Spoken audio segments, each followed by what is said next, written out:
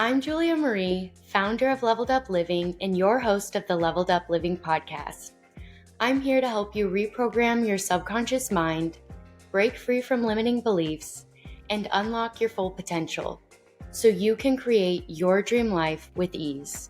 Using neuroscience, universal laws, energetics, and subconscious reprogramming, I will guide you in shifting your reality and manifesting unlimited success, wealth, and freedom.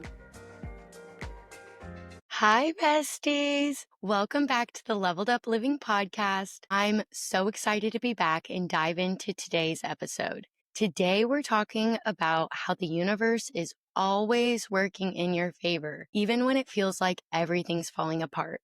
I just got back from my best friend's bachelorette weekend, hence why my voice is kind of raspy. We were scream singing Pink Pony Club every single night.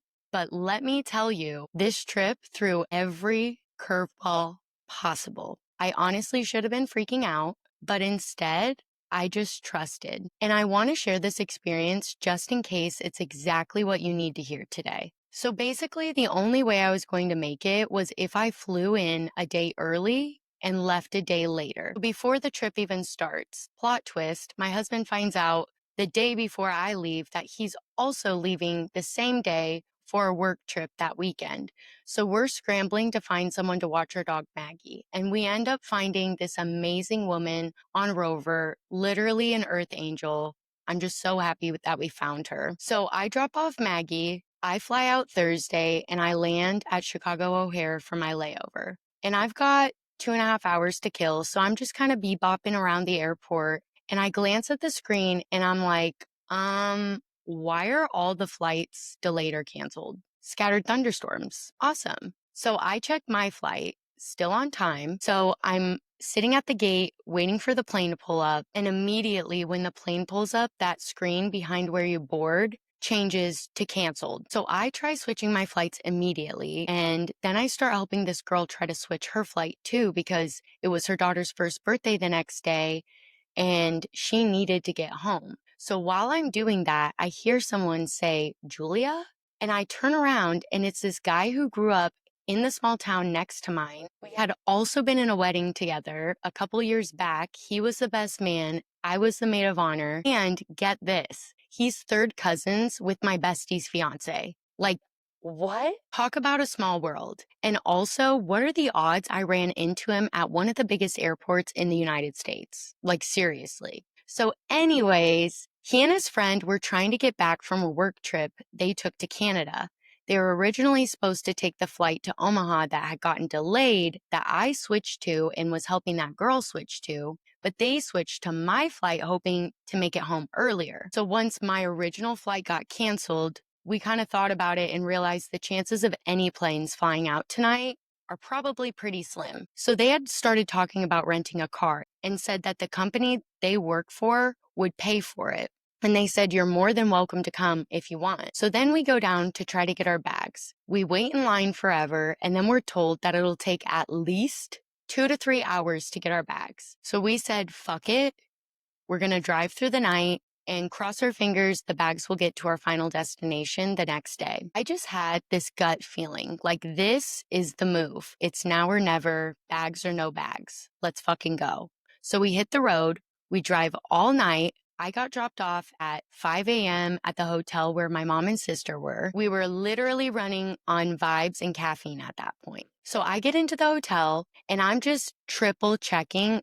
I'm checked in to the earliest flight possible. I know I'm not going to be flying on it, but I want to make sure my bags are on the earliest flight out of Chicago to my final destination. And I end up seeing there's an earlier flight full, but I can check in for standby. So I check in for standby, crossing my fingers, hoping, praying that my bags just get thrown on there, whether there's room for me or not, because I knew I wasn't going to be flying on there. I just needed to get my bags to where I was at. So then I finally go to bed and I wake up at 10:32, which was the same exact time that flight was supposed to land. So I check my phone and immediately the first thing I see are a bunch of text messages saying flight delayed, flight delayed, flight delayed, flight delayed. So I'm kind of like, oh shit, I haven't really considered what would happen at this point because I was also supposed to hitch a ride to Okoboji, which is where the bachelorette was. And that's about 2.5 hours away from where I was at. I kind of panic a little bit thinking, oh my gosh, what am I going to do if my bag gets here, but then I don't have a ride?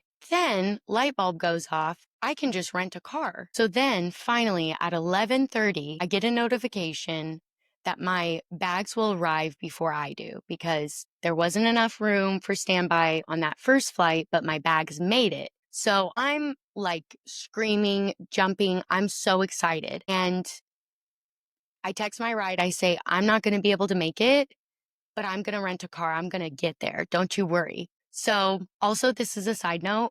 Because I did mention that my mom and sister were there, my sister actually had her regionals track meet in Iowa. So they were going to have to drive through Omaha anyways to get there. So they came a day early and they were planning on leaving a day late as well. Thank goodness, because what would I have done if I would have showed up at 5 a.m. in Omaha? I don't know. I really don't know. I knew that wasn't a possibility. Like I knew my mom wasn't going to be able to drive me. So my next best option was to rent a car, which I've never done before, but like how fun, how cool. So my bag gets there. I go over to the rental car place and they end up upgrading me. I didn't even ask for it. She just asked, do you want an upgrade? And I said, yeah, for sure.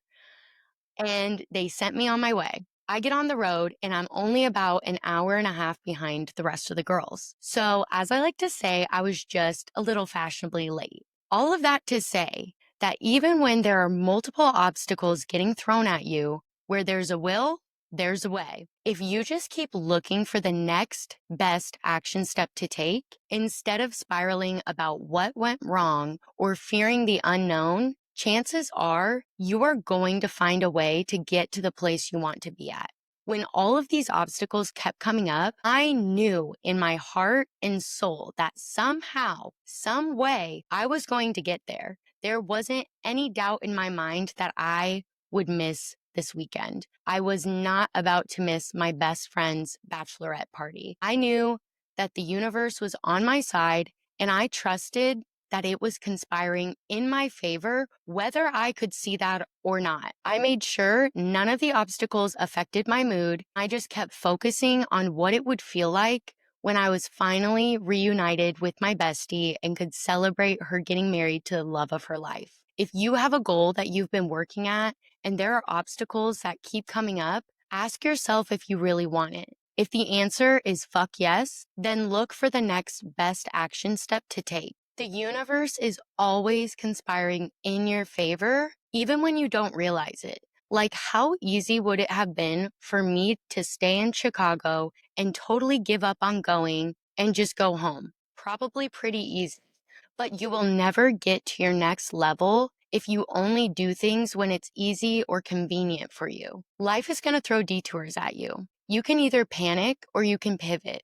What kept me grounded the whole weekend was my faith in God and the universe. I wasn't attached to how I was going to get there. I just knew I would get there. And that mindset is so powerful. When we focus more on what we want rather than what's going wrong around us, the universe matches our energy. You don't have to spiral when plans change.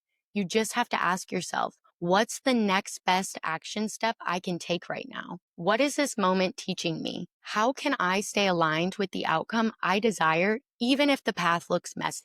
And I guarantee you will still see the results you're looking for. Let's say you've been wanting to level up your wellness game. You plan to take a Pilates class twice a week, but the studio is too far, the cost is too much, or maybe your schedule doesn't align. That's a detour, not a dead end. So what's the next best action step that you can take?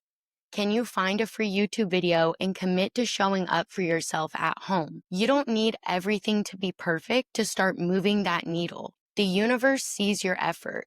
It will meet you halfway, but you have to trust and take the next best step. That goal or life that you've been dreaming about, it's already yours, but you have to keep showing up, even when it's not convenient. So if you're in a season of life where things feel chaotic, detoured, delayed, let this be your sign. The universe is still working in your favor, whether you see it or not. That no is not rejection, it's redirection. That delay, divine timing. Keep moving, keep trusting, and never ever give up on where your heart is pulling you.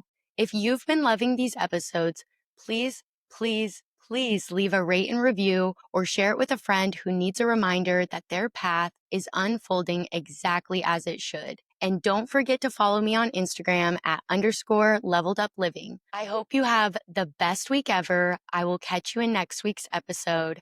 I love you so much. Bye, babes.